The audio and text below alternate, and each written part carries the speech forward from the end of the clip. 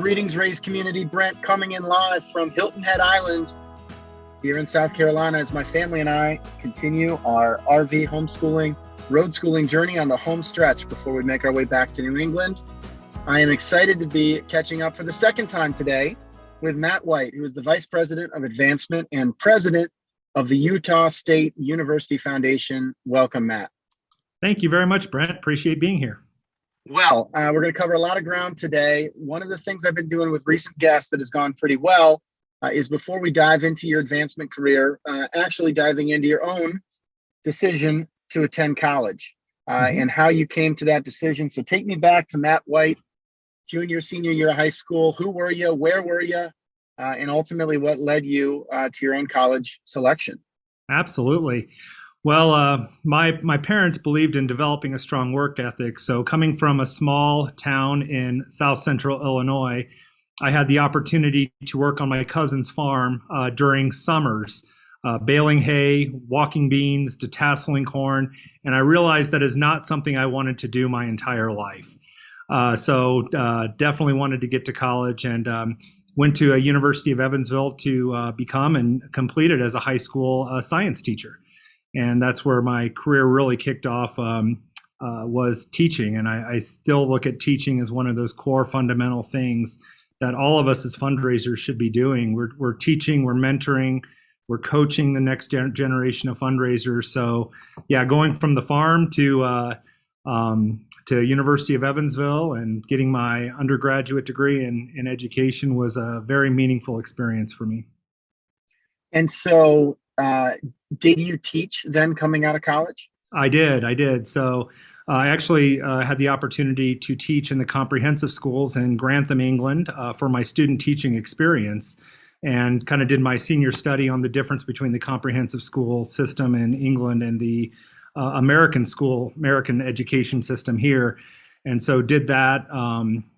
Could you give us Could you give us the 30-second synopsis on that difference? Yeah, you get really tracked over at the time. Now, this was back in the 90s. So you get tracked in the comprehensive school system towards careers much earlier than you do here. You have more decision making here to be able to do that. But yeah, I did that. And then I taught in St. Louis at the Francis House School District for my first real teaching job.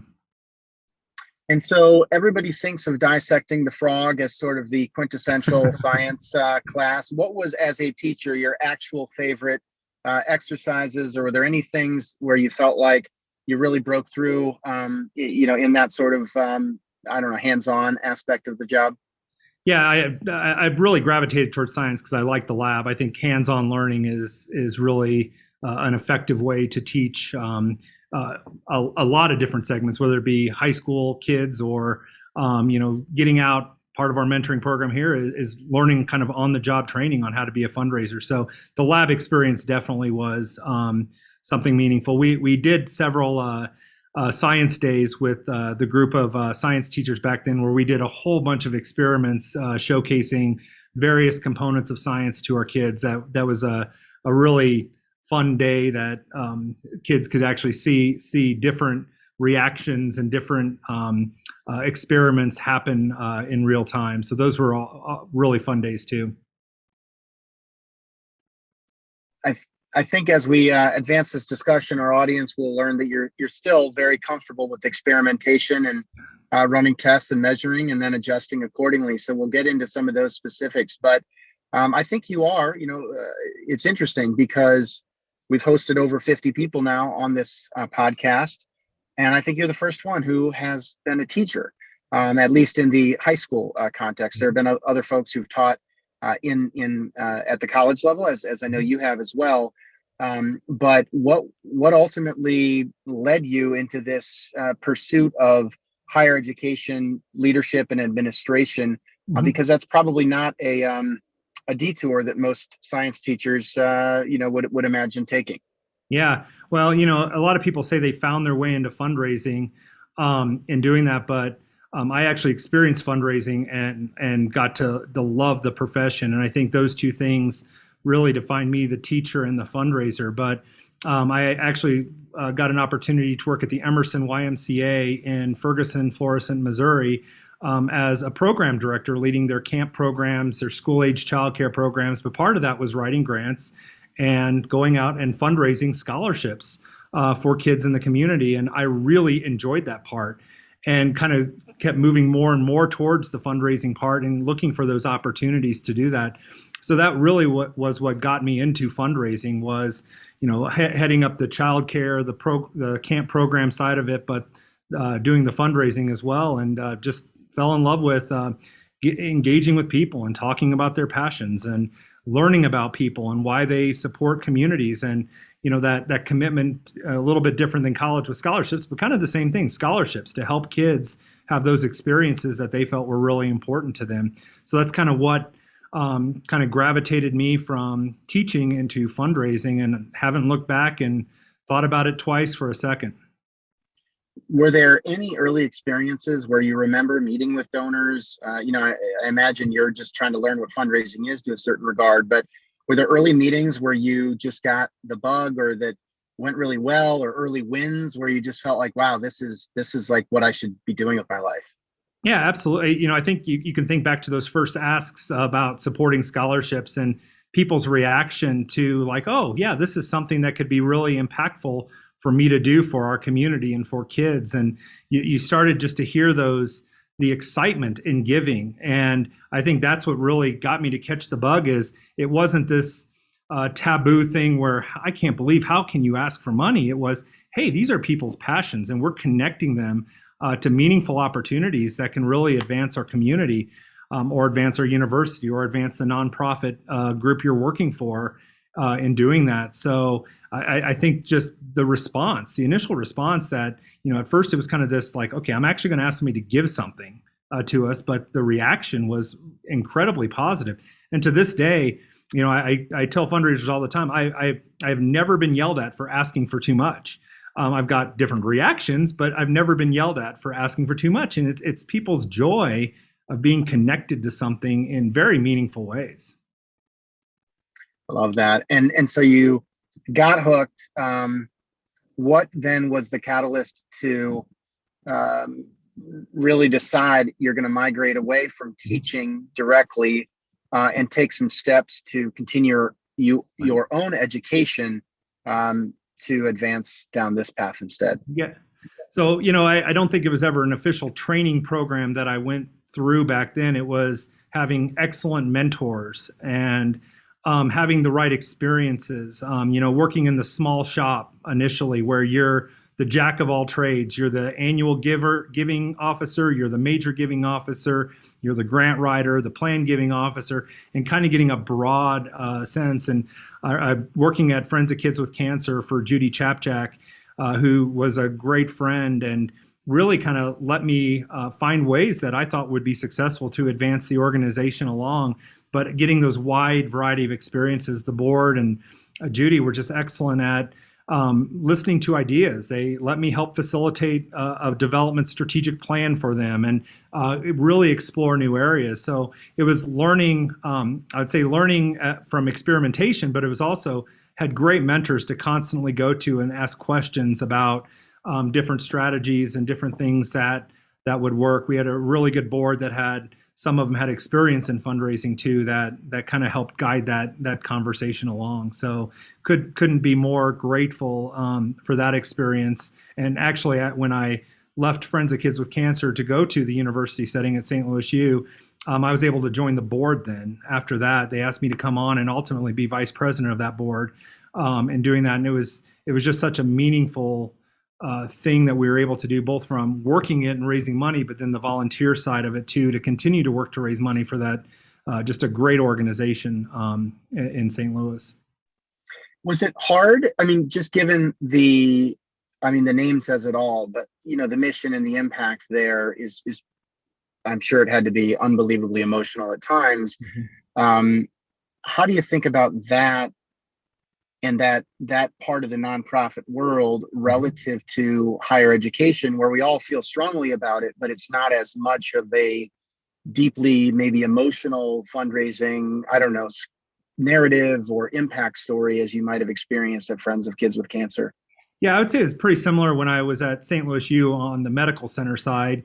Most of my career before I got to K-State was really focused on the medical center, Friends of Kids with Cancer, and then the medical side of that. And when you look at grateful patient fundraising, it is very unique in that, we look at that timeline, and when you have those positive or emotionally challenging emotions that you're working with donors on to either create a legacy for the doctor that saved them or the person that ultimately subsided to whatever sickness that they had, and trying to make those connections, you do learn to navigate conversations a lot differently. And I feel, again, when you sit down and talk with families or individuals that are going through something, it goes back to what I said earlier, is people want to help. They want to show gratitude. They want to make sure that research is done so future individuals who might have that same sickness might have different tools and different methods and medicines to overcome that sickness. So, it does kind of shape it. It goes back to, the inherent good nature of what people want to do for each other and their communities in doing that. So, I don't look at it as much different. You're still connecting passions with priorities. You're still having the conversation, and the empathy we all have towards people allows us to be able to do that in really whatever setting you are. I do think there's a different timeline sometimes between grateful patient and just general higher ed fundraising or general nonprofit fundraising, because you are working within that window, and again, there's complexities like HIPAA requirements and working with doctors and all that kind of stuff. So I do think those that have grateful patient fundraising experiences, are I think have a great skill set for any type of fundraising as well. What are maybe some of the most fulfilling memories from your time at St. Louis University? You were there for over 6 years and obviously built a good foundation in the higher ed sector that I know has continued to serve you well. Yep, absolutely. To me, every experience revolves around people. And the people you work with, the donors you work with, the boards that you get to participate on. Some of my lifelong friends have came from places I've worked, like St. Louis U. Had great leaders there. Martin Liefeld, who continues to be one of my mentors, who went on with the Mizzou system, hired me there and just really helped instill a lot of, I think, excellent fundraising values in how we go about our work. Their current vice president, Sheila Mannion, just was a great friend, and really enjoyed working with her as well. And then the people that I got to hire that I've seen, I got asked one time, what is the most rewarding thing you've accomplished in your career? And, raising lots of money for cancer programs and all sorts of different things has been really rewarding. But there's nothing to me that I take more pride in is when I see somebody that I hired or somebody that I brought on board reach leadership levels in our field. And the number of people who are vice presidents now that were directors when I was the executive director of medical center development at St. Louis U is awesome.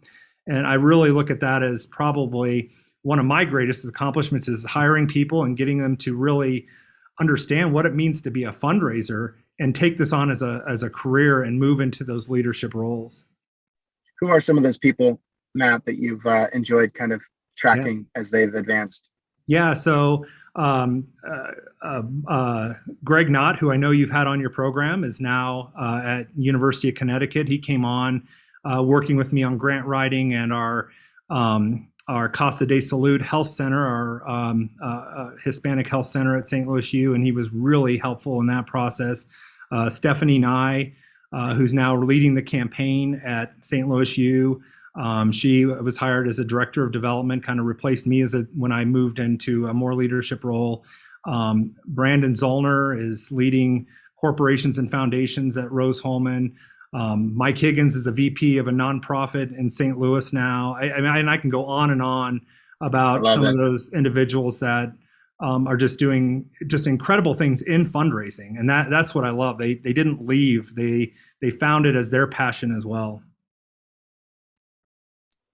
And you did get back in the pediatric kind of realm for a couple of years, and then ultimately major leap into higher ed. What stands out from that experience?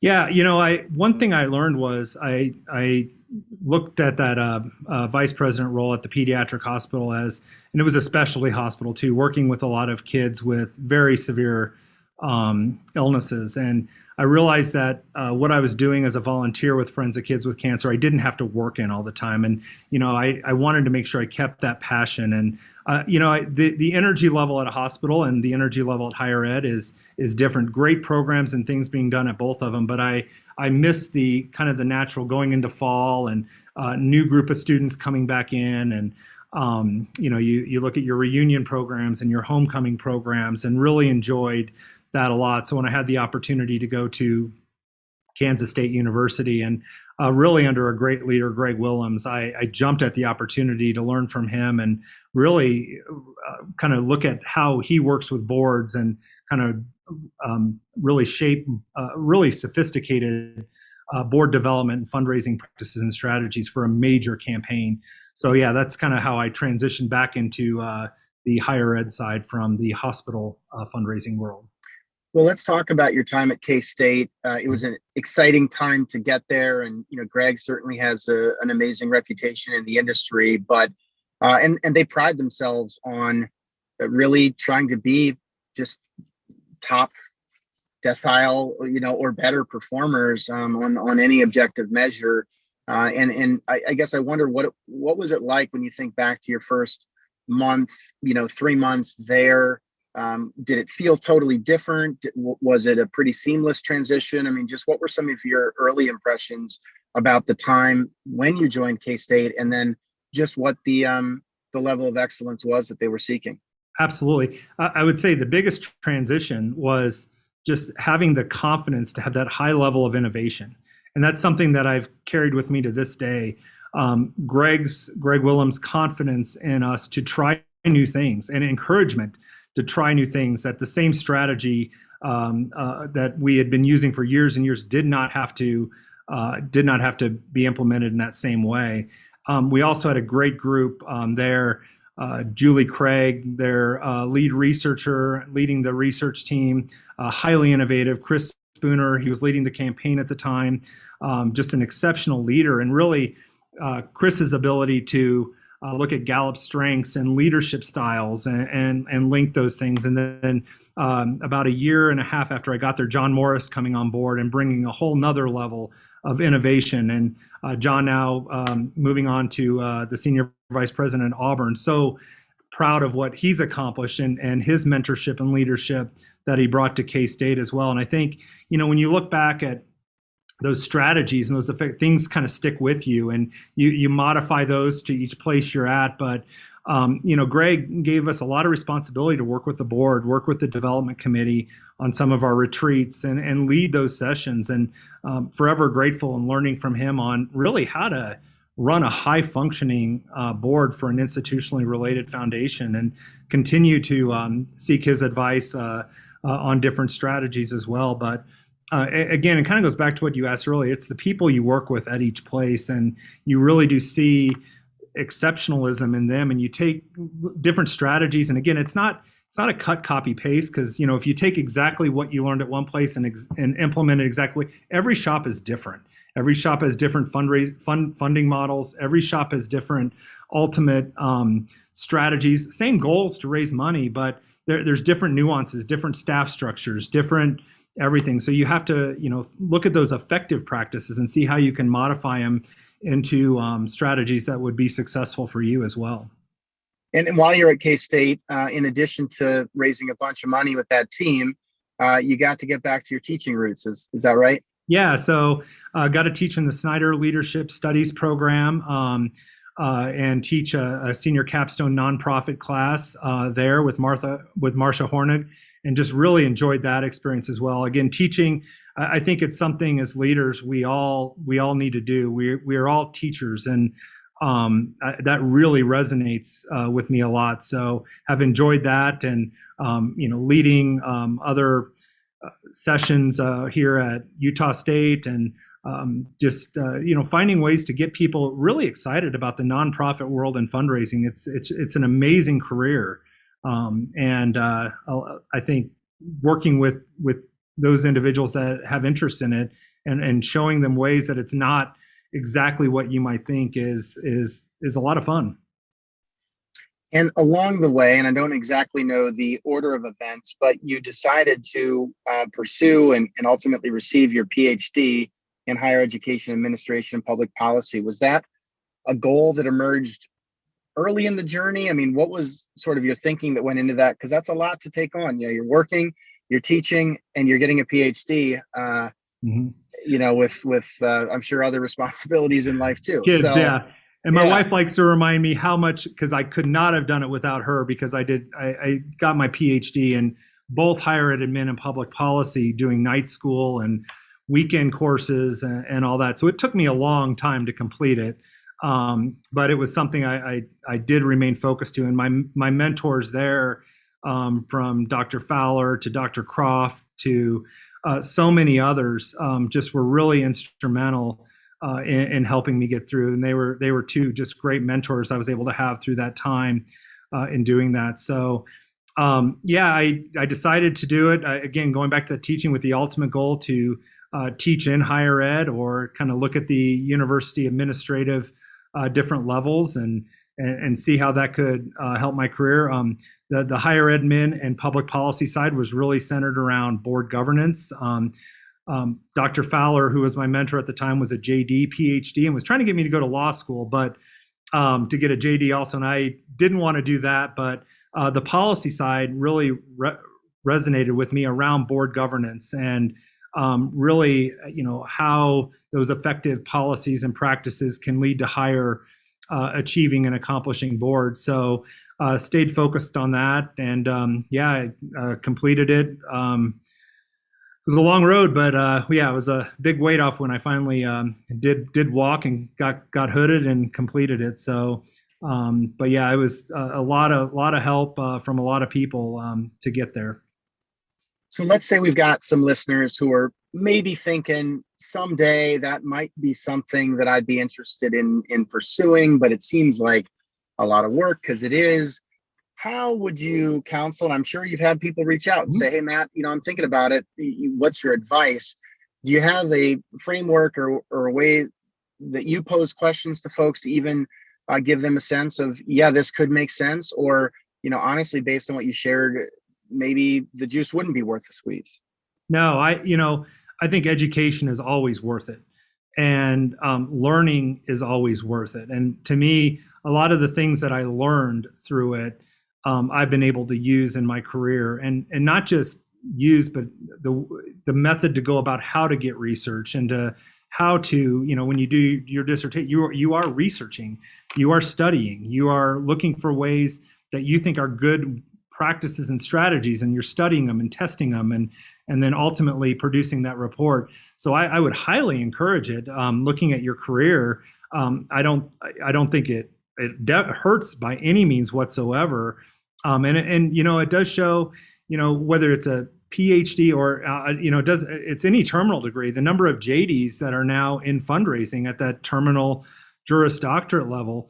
It does show commitment to work. And, when you see somebody who's gone through it and completed it, I think that tenacity does pay off in their career too, because they have gone through a very difficult grind to accomplish something that's profound. And I would highly encourage them to do it. I would definitely say make sure you love what you're studying, because you are living in that world for however long it takes. I think the average time to, especially if you're just doing night school, to complete a PhD is 6 to 8 years. And so you are reading everything. I remember that when I finally got done, going to get other books besides higher ed, fundraising, governance, policy books, just because for years it was every free time I had, I was reading journal articles and something that I could take that hopefully I can use in my lit review and my citations and everything, that it's like, oh, I can actually read something different now and not worry that I'm wasting time doing something for fun. So just love it. Love what you're trying to accomplish in that area. And if that's the case, you just keep with it and keep working toward it, because you can do it.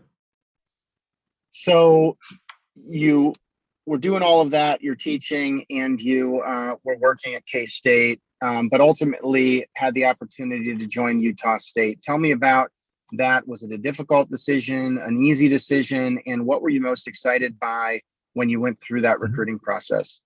So any decision is a difficult decision, especially when you're at a place that you absolutely love. And I'd say that's the same thing with St. Louis U.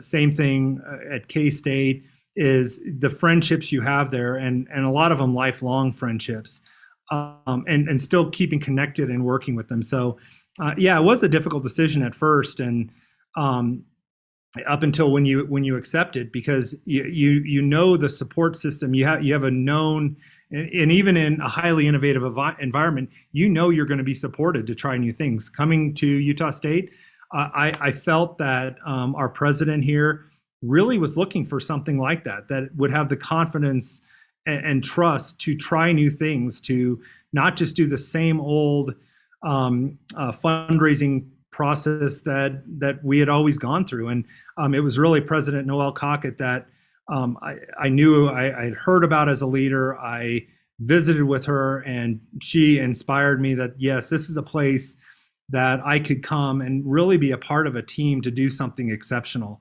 And I would have the support from her to try new things. I mean, well, I'm sure we'll talk about this, but we have a whole new campaign model that we've kind of bucked the old 10-year schlag. We've put out a new model that's been approved by our foundation board, and she's supported, approved by our deans and leadership, VPs, and she's supported it. We got rid of portfolios. That would never have happened without the full commitment of the president of the university to make that happen.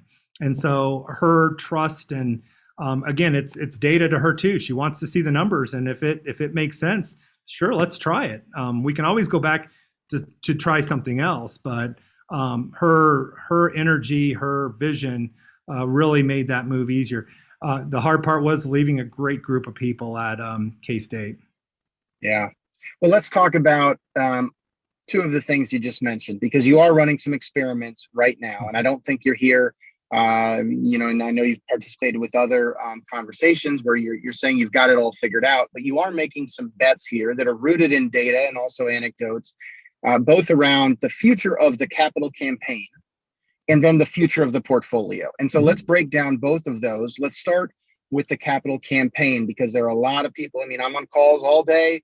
We just finished campaign. We're mid-campaign. We're gearing up for a campaign. We're in a silent phase. It's not really silent because everybody knows about it. Like, we just say these things, right? And it's just been a part of the lexicon, probably being taught in nonprofit PhD programs. And so on one hand, let's learn from it, but on the other hand, let's question it, and then let's try new things in a pragmatic way. So what is the future? What's wrong with the capital campaign? And in your mind, what might the future be, and how are you going about that? Yeah, and the only thing I'll correct is I don't have everything figured out. It's constantly still trying to work towards, what strategies are working, and constant evaluation and looking at the data. But, I think in anything, kind of going back to that research side, we asked ourselves a lot of questions on what we wanted to be here at Utah State. We went out and asked our board members, our donors, what is it that Utah State wanted to accomplish? And so, I've been here 3.5 years now, and we're just implementing some of these things along the way. I'd say the portfolios happened a little bit, the no portfolios happened a little quicker, but the campaign model was, going to every college board, going to our alumni board, our foundation board, our trustees, department boards, other donors, and talking about this new model and saying, what makes most sense for USU? How do we want to accomplish very strategic goals to advance to the next level? And a couple things that were just clear right away is the appetite for a 10-year, 8-year, whatever year campaign was just not there. The other thing we asked ourselves is we really didn't know what higher ed was going to need in 2 years, let alone 10. And we could see that with COVID. We're changing so quickly, new leadership coming in. We're hiring 2 new deans right now. Well, in the old campaign model, you kind of have to do a reset. A new dean comes in and has to put their vision on that. Well, in this, with these impact campaigns that we're going to run, we're trying to highlight a couple things. There's elements we want to keep. We want to keep, volunteer engagement. And we think we found a way we can do that and link people's passion with some of these priorities going on. We want to incentivize the ultimate gifts. We want to create urgency. We want to talk about impact, and we want to really be clear that it's not about the number, it's about the impact. We have goals though, and our board has set really high expectations to get to certain levels. If you want to know where we are over 10 years and how much we ran, I can tell you. That's not the problem at all, and it should continue to go up and up and up. But we want to measure the individual impact campaigns on their success, and when we complete one, we'll start another. We'll keep finding ways to accomplish the vision for USU, for our colleges, for our athletic programs, for our statewide campuses and university-wide initiatives in doing that, and raise money for what people are passionate about, what other priorities that are going on here. So we're not limiting ourselves from accomplishing really lofty expectations over a period of time. We're just trying to keep all the focus and how we communicate on these impact initiatives. We're not having a campaign logo or slogan. We have a great brand at USU.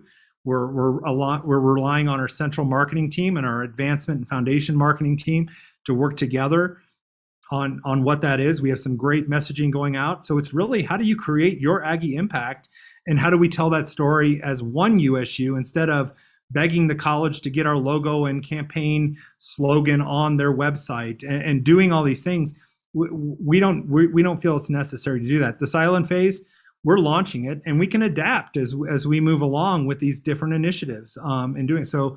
We're in it now, and we'll be doing a launch event this fall to launch these initiatives and talk about the donor stories and the student impact behind that. And we're going to go out nationally and do the same thing. So we're not waiting until we get to 60 or 70%.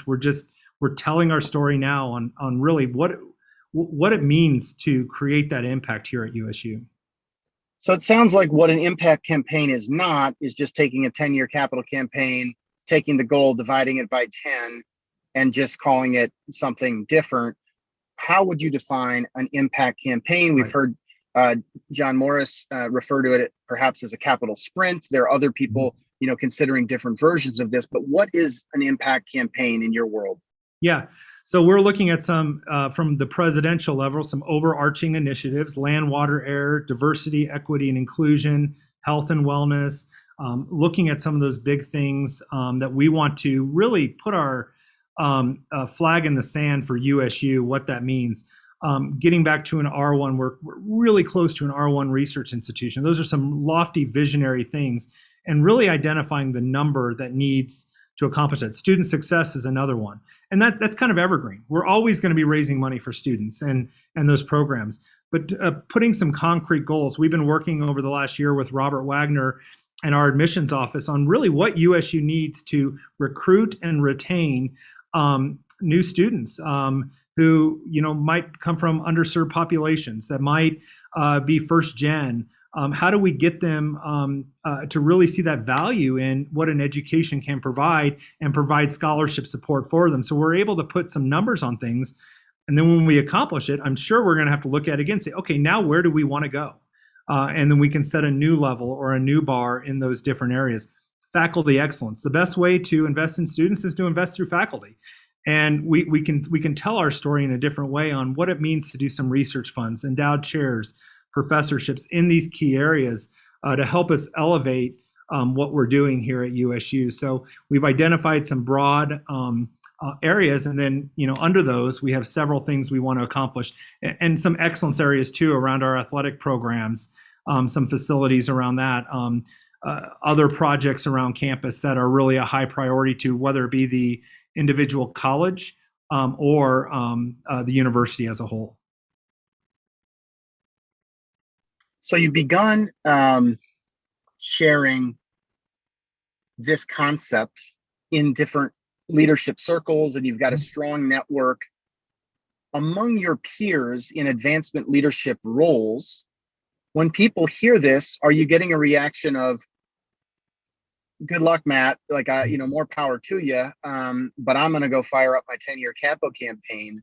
Or do you feel like there's actually a changing tide? Maybe it's too early to say, but I'm just curious to know, when you lay this out, are you seeing your peers' eyes light up, or are they saying that just seems too complicated for how we've always been doing things? Yeah, and I think whatever works best for the shop. Again, none of us are the same. This is what we feel is going to work best for USU, and to continue that level of fundraising excellence and new accomplishments that we want to get to.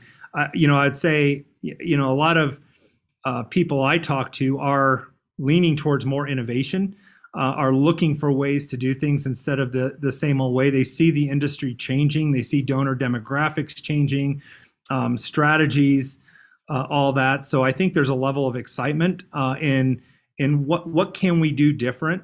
And again, I think there's elements that work very well that we do want to keep and retain. But I think, how we tell our story, how we create excitement and energy around various things is really important. Campaigns are perpetual now, and when you look at impact campaigns, we're always going to have projects and initiatives and things that are driving the university. We're always going to be raising money for a wide variety of things and keep setting our bar higher and higher. And that's really, fundamentally what a capital campaign does. It's to get you to increase your level of fundraising excellence, help you define vision, help you do these things. We're just going to try to do it in a different way that's not putting an ultimate number on that, but putting numbers on things that we do need to accomplish here at USU to elevate what we're doing and help us achieve our vision. Love it. Well, Matt, you had alluded to this earlier, but you also have eliminated portfolios. And I got to admit, even when I first heard you say that, my initial reaction was like, what could that mean? How could that possibly work? What was the catalyst to eliminate portfolios, and what does that mean at Utah State today? Yeah. So, I've actually hated portfolios for a long time, and it really gets back to, when you see, it was hard to forecast goals. And when I got into more leadership roles and looking at portfolios and trying to get individual goals, but also overarching fundraising goals for unit, somehow in higher ed fundraising, we've turned verbs into nouns. Cultivation, qualification, and solicitation are verbs. They're not nouns. They're not statuses. And to try to come up with a number based on how many people are in cultivation, how many people are in solicitation, trying to get timelines down, I think our industry has done a good job starting to evolve towards more proposals and driven. And ultimately, we asked ourselves, why do we need barriers and boundaries around people, putting them in these silos, when we know nationally that 35% of people in portfolios are not seen? And when I got here at USU, it was that number. It was a very high number of people that were only being seen. So 35 were being seen. The rest were not being seen. We had some of our major donors that had not been engaged the right way. And when we started asking them, and I think one of the defining moments when I was like, yeah, we got to do something different. I was talking to one of our board members and just exceptional donors, and not just donors, but volunteers for the university. And I'll never forget what they said. It was, I hope you do not treat other Aggies like you treat us. And I was like, well, what do you mean? They're like, it's a stand in line approach. By the time this group is done asking us, we have somebody else knocking on the door asking us. And it really just kind of cemented that idea that this is wrong in doing it that way. Why can't we have a global approach and re-envision our principal giving program that is very inclusive with development officers, that's development officer led, but is engaging donors in meaningful ways? Why do we need to put people in silos that, this couple gives broadly across campus? Having them in one portfolio does not really make sense for them to be engaged in that way. They need to be engaged broadly, and the more connection points they have, the better off it is. Then we had one other anecdotal story, just real quick, is right when I got here, we had two alums that had a proposal in Seattle from our College of Science. And our dean from Humanities and Social Sciences wanted to go out and see them. It was a dual household. And the dean and development officer was like, no, let us close this proposal first. And I'm like, that doesn't really make any sense. You have another dean who wants to engage this couple. And I said, I will never, I'm smart enough to know one thing. Don't tell deans what to do too much, because they have their own vision and they have goals that they want to hit.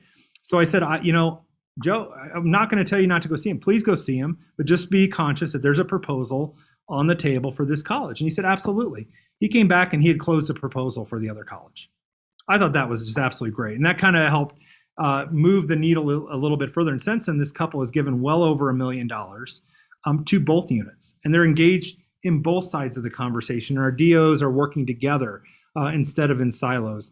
And that might be part of my Gen X characteristic is I don't like silos. I like to work across units, make sure that we are coordinating appropriately. We don't need a kingdom build underneath us. We need to collaborate and find ways that can really maximize engagement and giving. And this approach really does that. It was a process. Getting deans to buy into it was challenging. But I think ultimately, the deans have seen a level of freedom that we're not telling them who to see and who not to see. We're just asking to coordinate asks. That's it. So if you go visit with somebody and they say, what do you need from me? Say, I have some ideas. Let me bring some ideas back to you. And let's come back and see what other areas that these individuals are looking to philanthropically support and coordinate those asks and doing it. Our gift officers are enjoying it better. They're working together. They don't feel this, where they're alone on an island working with these individuals.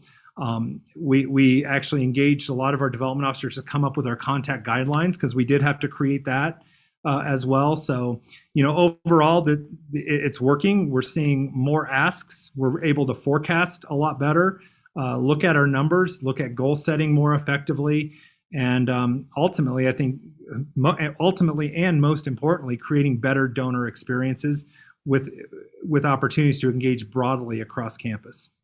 And growing revenue, right? I mean, you've hinted at it, but you've seen it's early, but you're seeing an opportunity to just change kind of the baseline annual outcomes of the shop. Absolutely, yeah. We've increased fundraising every year to new levels with the ultimate goal to continue to go up. So, yes, absolutely. Well, I want to be sensitive of time here, but you also did share in advance of this that you feel like golf and Gala are two four-letter words in the sector. So I'd be remiss if I didn't ask you why you feel that way. And look, we're coming out of the pandemic. You were telling me you've been doing visits again recently, and it's exciting to hear that. But isn't there a risk that we all start saying, all right, what are the events we had to cancel, and let's make them even bigger and better this year? So difference. Golf and Gala are two four-letter fundraising words. You do not raise money. And I have actually had a couple people that said, well, this gala raises. Yes, most galas cost more to do it. That does not say you should not do events and do golf tournaments. I think the expectation that we have doing these, and we had a great virtual Founders Day Old Main ceremony just a few weeks ago that we had more people that attended than we ever had. We had 700 register, which in the past we were lucky to get 250 to 300 come.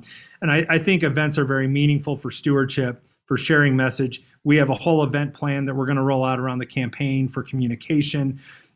What I always caution people is if you're looking to raise money doing the event, it's going to cost you more at the end than doing it. So go in with the expectation that if you're doing this gala, that really it's focused on stewardship, it's focused on message sharing, it's focused on some of the other things, not necessarily trying to bring in $100,000 for whatever program, because ultimately you're going to spend more than what you end up raising doing that. So and I have been corrected. There's some amazing galas out there that raise millions of dollars for programs, but overall it's a real hard thing to do. And your development officers end up getting focused on the sponsorships and that instead of the major gifts that they should be out there seeking. So fair to say, silent auctions will not be a huge part of the impact campaign strategy. No. We'll still do our fun things, but it's not the focus to raise money. So we're recording this on Monday, April 19th. All of our social media have been friends and family members getting vaccinated and starting to come out of the pandemic. And you shared earlier this morning that you have been doing a bunch of visits. You've got a trip upcoming to Washington, D.C. What is that like? What have some of those conversations been like? I mean, I imagine maybe it's somewhat anticlimactic, but it has to be really fun just to be able to get back out there. Absolutely. Yeah. And I think most of us in this business are people persons that we really feed on energy of others and all that. I think we're going to ramp into it very carefully, very smart about how we go about engaging. We're seeing more of our donors are vaccinated, and our development teams are getting vaccinated. So that creates opportunity for us to sit down and have those conversations with them. We were told throughout the pandemic, I'd like to visit with you in person before I really move forward on this gift. And now we're able to go out and have those conversations again.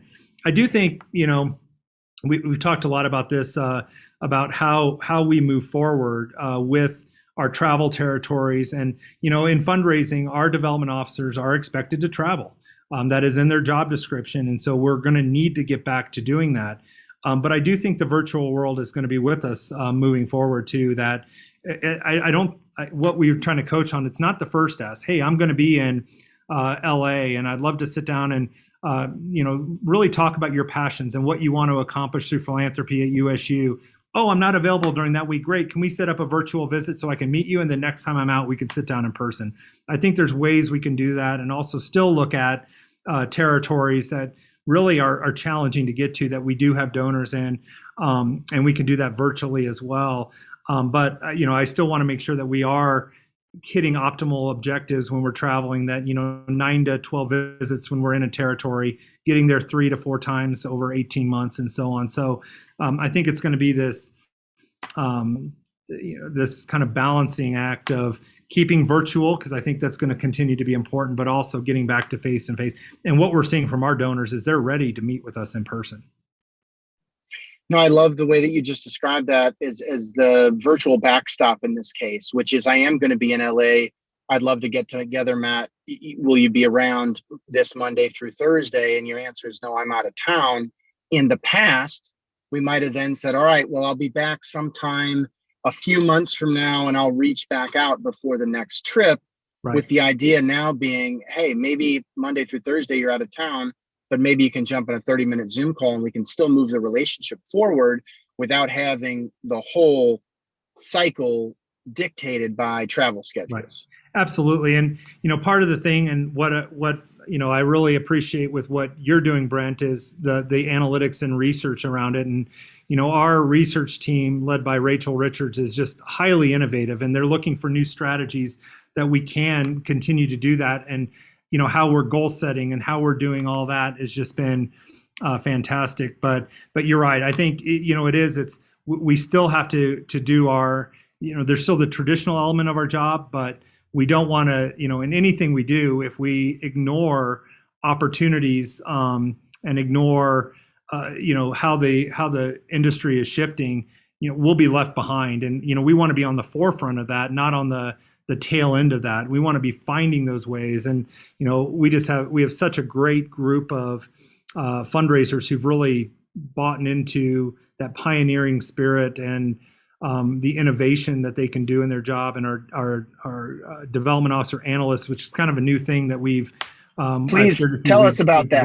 Tell us about in the spirit of not waiting or following the leader, but trying to lead. What is a development officer analyst, and why does it make life as a development officer at Utah State better than potentially other places? Absolutely. So, this was the old Prospect Research Group, and, their careers, there was a lot of data entry. And, I've talked to a lot of fundraisers. They're like, research, they don't know what I do. They're not out there on the road. They can't tell me who to see and how to ask for a gift. And really, there's two parts, and we've all heard the art and the science. And our development officer analysts are really the science part. And I think I'll tell a story and then kind of get a little more specifics. But early on, when we did our gift stories in advancement, it was me. It was I went out and visited this person. It was I went out and did this. I closed this gift, our development officers. And then about 2 years ago, it really shifted to, if it weren't for Rachel Richards and the development officer analyst, I would not have asked for this amount. I would not have been able to qualify this person. I would not have the tools and the research to be successful in getting this visit and making the right ask. And so we've really paired our development officer analysts as part of the fundraising team, not separate from. For example, in order for our development officer analysts to hit their goals, 70% of our fundraisers have to hit their 5 meaningful measures: visits, asks, close, dollars raised, qualification visits, and so on. So they're directly linked to the team. So when our development officer analysts talk about a goal, they're like, well, you must think I can do it because If I don't do it, you're not going to hit your goal. So we've linked the two together. Our trainings all involve the development officer analysts and the development officers as one. How do they work together to make sure not just that we hit our goals this year, not just that we see the right people, but also how we can build out proposals for 3 years out so we can ensure that ongoing success and continue to forecast at appropriate levels. So this change is really creating meaningful opportunities for our this new team. We've career pathed them now. There's opportunities for promotion. They're engaged in the conversation, and boy, they've developed into just true leaders. I look at that group and how they came on, and just leading development officer strategy sessions, leading our principal gift conversations, providing a lot of data and research behind what we're doing. And it just changed the whole experience for that group, and also for our development officers as well. Development Officer Analysts, impact campaigns, no portfolios. There is a lot of new ideas rooted in pragmatic thinking. This is not let's just try new things and hope. It's all, test and measure and adjust on the fly. But I have to ask, Matt, are you hiring right now? Kind of what's the state of affairs as it relates to, where you see the shop going in the next couple of years, let's say? Absolutely. So we are hiring as we go into these impact campaigns and new levels of fundraising production. We are growing our team. We're just having an offer for another gift planning officer. We also have 2 development officers, one in our College of Science and one for university-wide we're hiring.